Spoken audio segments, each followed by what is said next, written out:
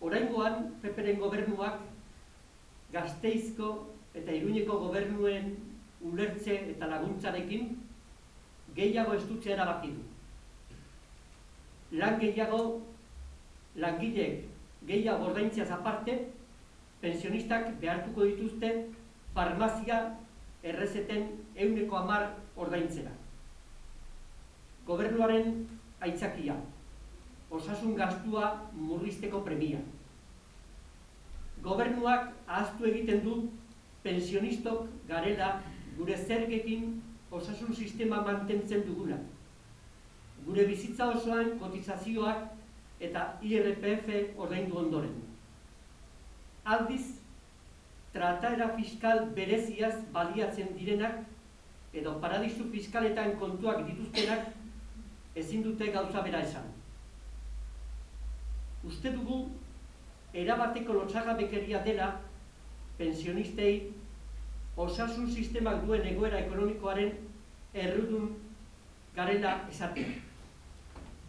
Madrileko gobernuarentzat ez zorrarekin espekulatzen duten bankuak, ez iruzur egiten duten errenta altuak, ez aseguro etxeak, ez da haien interesa inposatzen dituzten farmazia industriak, ez dute zer ikusirik egoera honetan.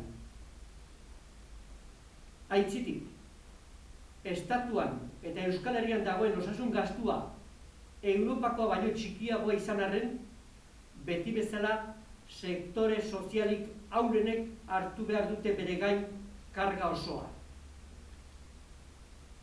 Pensionistok gure egoera dela eta osasun zerbitzuen laguntza behar dugu.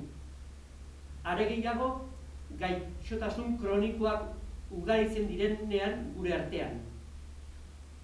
Farmazia gastuaren hazkundea, besteak beste, farmazia laborategiek medikuen gain daukaten presioaren ondorioa dira. Eta horrek gehiegizko sendagaien konsumoa dakar.